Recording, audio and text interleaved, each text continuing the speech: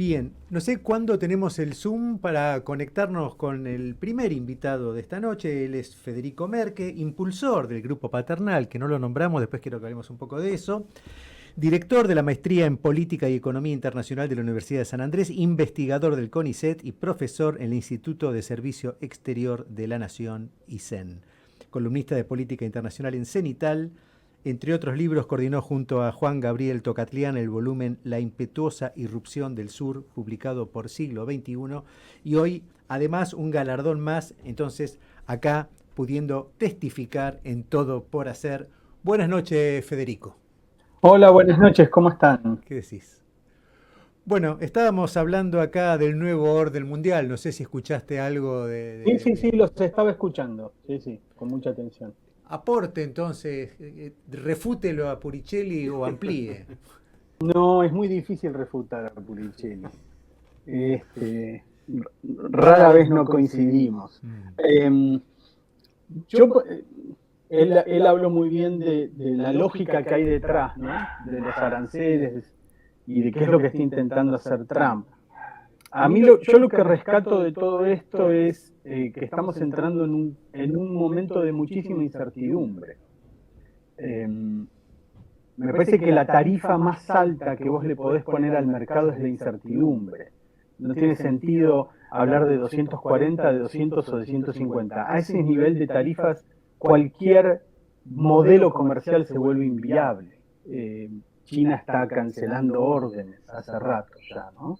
Y está pensando en cómo reemplazar el mercado norteamericano, que no va a ser fácil, pero ya están embarcados en esa línea. Me parece que ya le han bajado el precio a la interdependencia con Estados Unidos.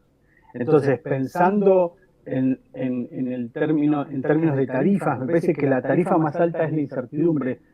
Los mercados operan con un dios que es el dios de la certidumbre. Y la tarea de cualquier gobierno más o menos razonable es ofrecer certezas, entre muchas comillas, certezas, ¿no? Pero sí al menos reducir los niveles de incertidumbre. Y me parece que lo que está haciendo Trump desde que llegó es aumentarlo. Y el mercado está reaccionando acorde a eso, ¿no? Con un índice de Standard Poor's a la baja, con un dólar que perdió 5 puntos con el euro, con un clima de inversiones difícil, incluso con turismo que está disminuyendo, ¿no? El turismo hacia Estados Unidos está cayendo por el maltrato a los turistas, principalmente de Canadá. Muchos canadienses están cancelando viajes. Eh, Tenés presidentes europeos diciendo, bueno, hay que frenar las inversiones en Estados Unidos por ahora, como el caso de Macron. Eh, entonces, me parece que en esa incertidumbre perdemos todos. No solamente pierde Estados Unidos, pierde China, sino que pierde el mundo, porque estamos hablando de la principal potencia militar, de la principal potencia económica global, que está yendo en una dirección que nadie sabe bien cuál es, ¿no? Vos podés invocar tarifas y podés invocar industria, pero al mismo tiempo Trump hace cosas adentro de Estados Unidos que no son consistentes con una política industrial, por ejemplo, de financiar a la ciencia y la tecnología, ¿no? Y qué tipo de subsidios y de política industrial interna tenés. Pensar que las cosas se acomodan solamente porque subís una tarifa y eso altera todos los incentivos del mercado, me parece que es poner demasiado optimismo en un solo instrumento, ¿no? Aparte, algo que leí por ahí es que también en toda esta movida caen materias primas que se importan en Estados Unidos que son fundamentales para industrias norteamericanas. Sí, totalmente. Acá eso es un muy buen punto porque los economistas distinguen entre sectores de la economía que son upstream o downstream, ¿no? O sea, sectores que están aguas arriba en la producción o aguas abajo. Los sectores que están aguas arriba son sectores que están lejos del producto final, del que llega a la góndola, ¿no? Por ejemplo, los minerales o incluso un semiconductor es aguas arriba porque con eso puedes hacer un montón de cosas. El celular ya está aguas abajo. Y, y ahí China está muy bien parado en términos de aguas arriba porque maneja y procesa los principales minerales críticos que son fundamentales hoy en la transición energética y en los autos eléctricos y en las computadoras y en muchos equipos electrónicos, ¿no? Es lo que se llama tierras raras, etcétera. Y ahí, por ejemplo, China ya puso control de exportaciones a esos minerales para entrar a Estados Unidos. No es que los bloqueó, dijo, a partir de ahora me tenés que pedir por favor si te los puedo vender, ¿no? Y Estados Unidos, esas tierras, esos minerales críticos, China controla en promedio el 90% de esos materiales. Entonces Estados Unidos no tiene de dónde conseguir alternativas. El stock que tienen dicen que es para un par de meses y después hay que ver. Eso se conecta con el interés que tiene Trump en Ucrania. Ellos acaban de firmar un memorándum o lo están firmando en donde Estados Unidos se quedaría con muchas ventajas para acceder a las tierras raras de Ucrania. Pero eso no es un chasquido de dedos y ya tengo los minerales, ¿no? Son trabajos, son inversiones, son proyectos que duran varios años hasta que se vuelven operativos. En particular una mina puedes estar 7 años hasta que empezás a comercializarla, ¿no? De modo que es muy voluntarista y me parece que es muy miope al mismo tiempo. Hay un viejo refrán que dice que nunca le atribuyas a la malicia lo que se lo podés atribuir a la estupidez. No, que es muy probable que eso es lo que esté jugando acá, porque justamente antes de darte entrada, Fede, de lo que hablábamos era de la imposibilidad material de reemplazar producción industrial en un abrir y cerrar de ojos. Vos lo complejizás aún más con la cuestión del acceso a recursos que se necesitan para que industrias que ya están produciendo en los Estados Unidos puedan seguir funcionando más allá de los próximos meses, si es que China mantiene este control de exportaciones. La otra cosa que quería agregarte para que la puedas incorporar a tu comentario son las otras cosas que está haciendo Estados Unidos que van más allá de la política de aranceles, pero que también generan incertidumbre.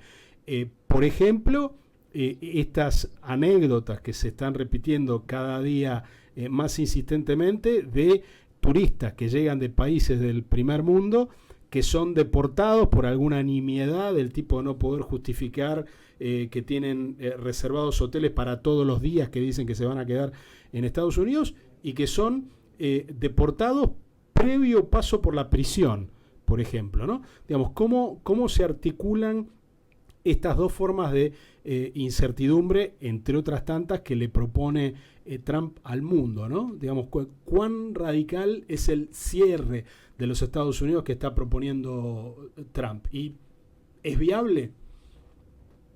Sí, es un buen interrogante.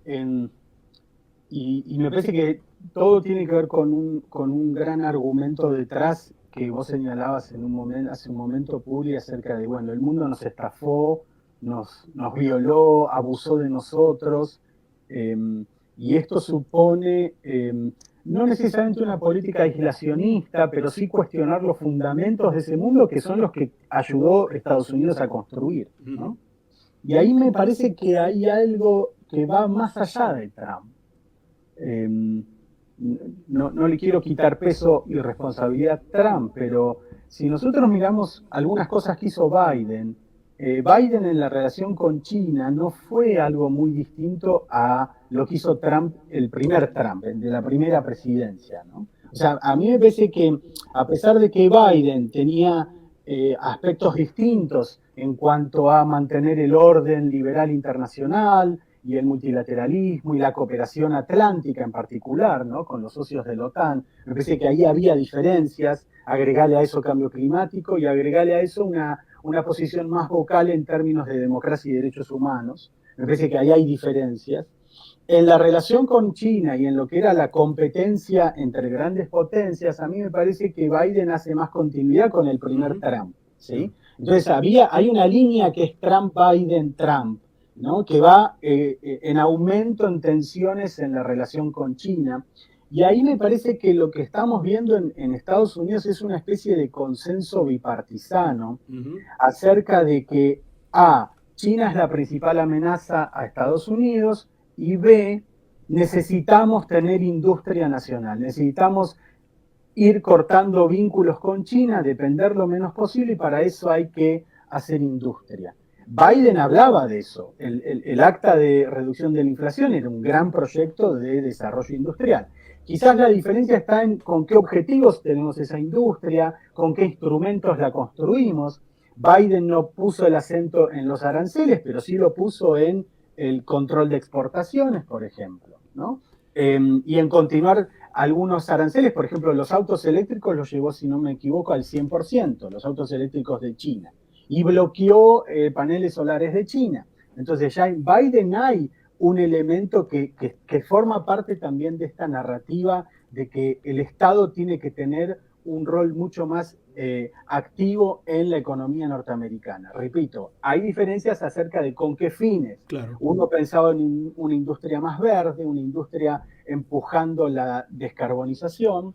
A Trump no le importa en nada la transición energética. Y no está claro cuál sería la industria que se imagina Trump, ¿no? Está ese video hecho por los chinos con inteligencia artificial que se volvió viral de americanos en una fábrica cosiendo corpiños y celulares, todo con un ritmo cansino, ¿no? Cansino, de baja productividad. Como diciendo, y bueno, y así quieren hacer Estados Unidos con grande de nuevo. O sea, le preguntás a la gente en Estados Unidos, ¿vos querés industria americana? Sí, la quiero. ¿Vos querés trabajar en la industria americana? No. Esa encuesta de estos días me pareció realmente extraordinaria, ¿no?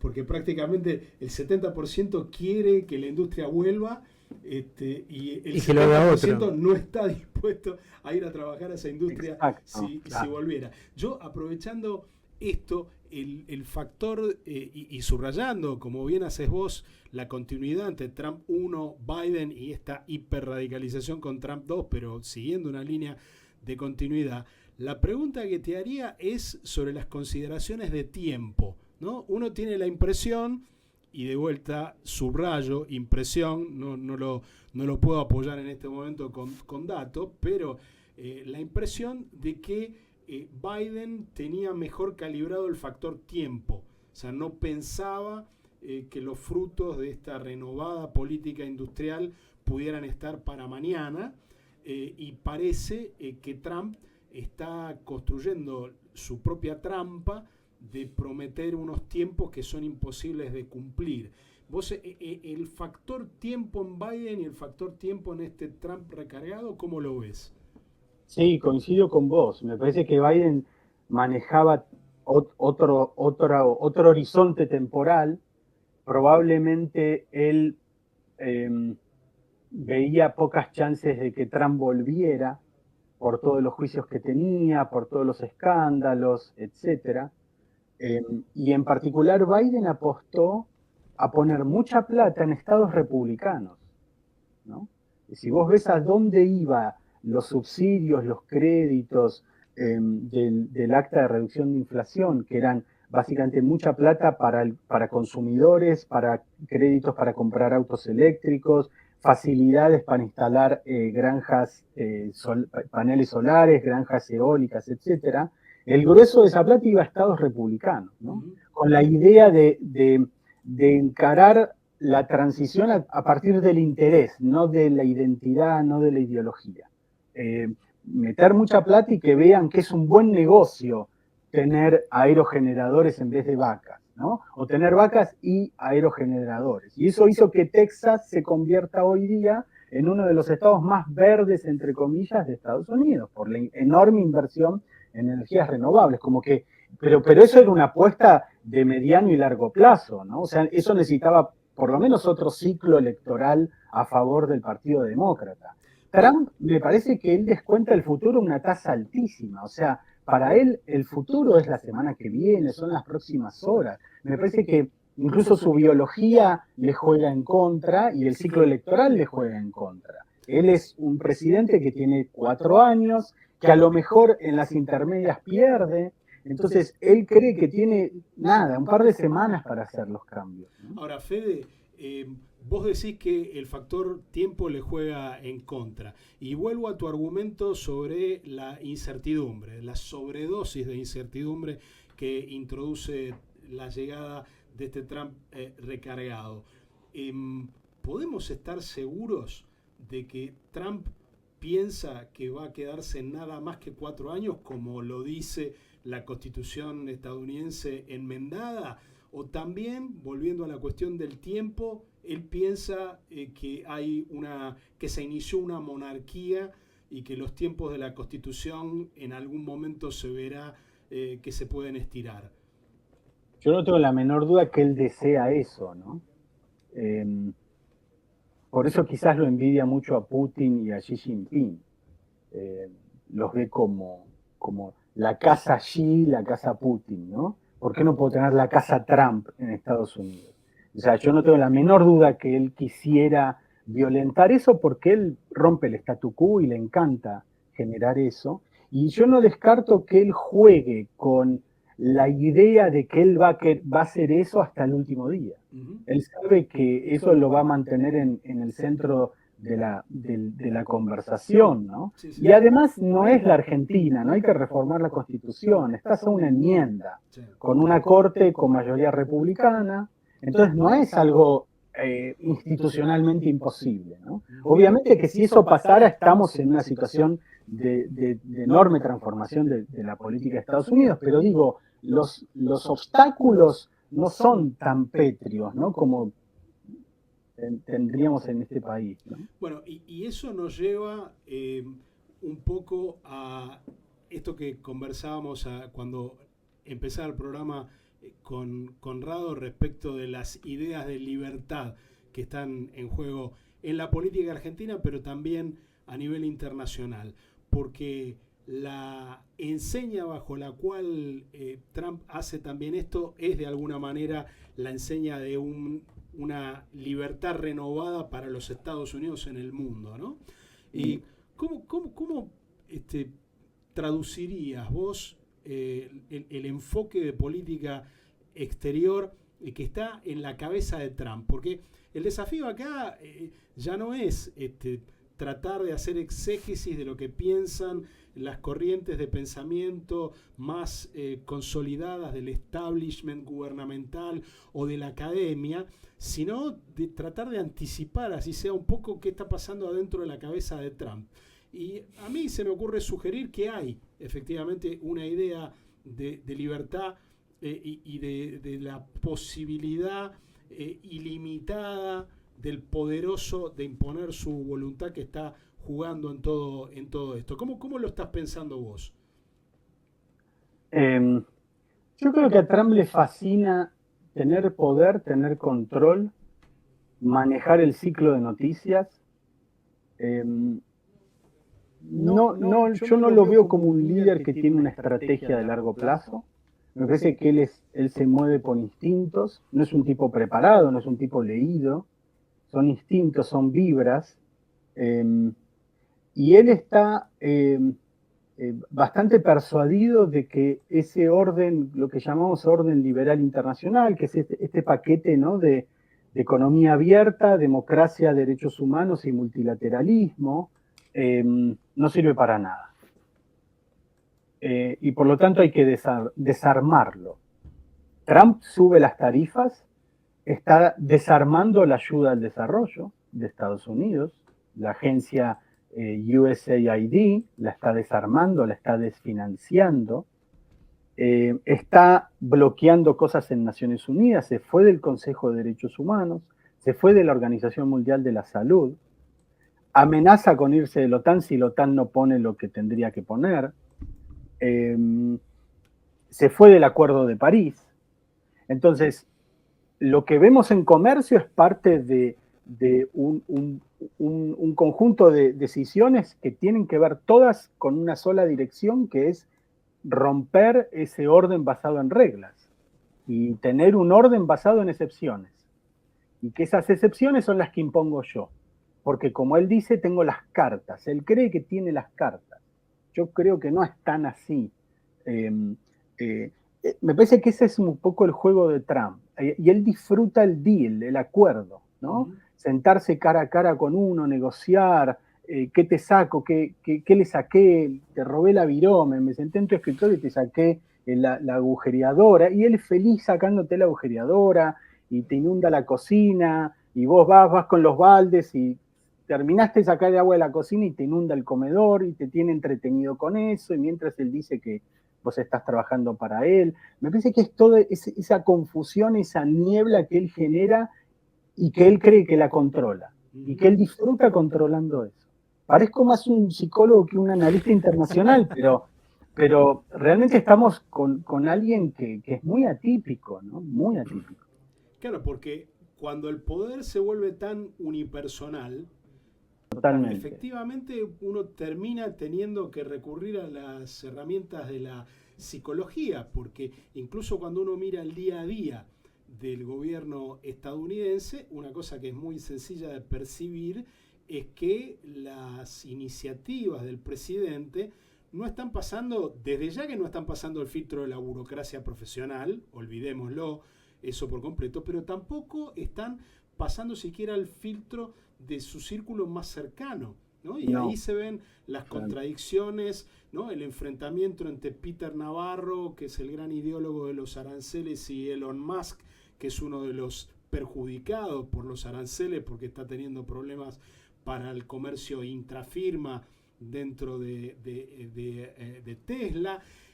Lo vemos en Scott Bessent tratando de moderar algunas de las cosas que dice el presidente y poniéndose a tiro de despido, porque sabemos que es un presidente al que no le gusta que lo contradiga a nadie. Entonces, efectivamente, ¿no? Creo que no hay que disculparse por recurrir a las herramientas de la psicología, sino que de alguna manera nos están arrinconando ahí. E incluso, perdón, yo creo que no solo aplican para Estados Unidos, pero... Bueno. Sí, totalmente. Pero además hay otra cosa, y es que me parece que a veces los investigadores, los analistas, como es mi caso, como es tu caso también, Puri, no hablo por vos, hablo por mí. Tendemos a pensar que los líderes tienen un conjunto de creencias y ideas más o menos consistentes, ¿no? Donde la ideología puede ser más o menos, pero tenés un conjunto de prioridades, de valores, de intereses que ordenan tu comportamiento. Y yo no creo que sea la forma de ver a Trump. Me parece que es más vibras, es más interés de corto plazo, egolatría, megalomanía y otros delirios más. Lo interesante, a mí lo que me fascina es ver a sus colaboradores, toda esta gente que vos mencionás, que probablemente un año atrás pensaban muy distinto a lo que están diciendo y haciendo ahora. Entonces, lo que nosotros llamamos ideología suele ser una racionalización ex post, guiada por tu interés de pertenecer al grupo y de que el grupo te acepte. O sea, yo no sé si nosotros definimos qué pensamos y después buscamos el grupo que nos represente. Nosotros pensamos como el promedio de las 10 personas más cercanas a nosotros. Y eso se va transformando cuando un líder dice, bueno, ahora nos corremos para allá. Y eso yo lo veo en La Libertad Avanza, que defiende cosas que hace un año atrás no defendía. Lo vi en el kirchnerismo, que cuando había que ajustar o combatir la inflación lo hacían y cuando no. O sea, iba cambiando la narrativa a partir de cómo cambiaban los intereses. Hay algo que se llama interés, ¿no? Y es muy fuerte en este momento eso. Total. Yo querría que nos quedemos, para ir terminando esta parte, con un concepto que es muy oportuno con lo que acabás de decir, Fede. Escribió hace pocos días en Le Monde la escritora estadounidense Siri Hustvedt, autora de una obra muy voluminosa, literaria, y viuda de Paul Auster. Decía el otro día que los analistas muchas veces terminaban haciendo lo que ella llamó sane washing, ¿no? Es tratar de darle una apariencia de salud mental a cosas locas que dice Trump o que dicen otros líderes. Y me parece que es una gran advertencia en primerísimo lugar para los analistas, ¿no? Tratar de no extraer agua de las piedras encontrando una racionalidad en cosas que por ahí no lo son. Pero bueno, me parece Eso habla que más, habla más de nosotros que de Trump, ¿no? Totalmente. Es como si nosotros necesitáramos un mecanismo psicológico que nos hace creer que hay algún orden que yo desconozco, pero está. Y eso me da tranquilidad, aunque no lo conozca, ¿no? Así es. Federico Merque, muchísimas gracias por esta charla y esperemos que se repita, no esta misma, otra, pero que se repita la oportunidad de tener una charla. Un placer, un gusto, buenas noches. Buenas noches.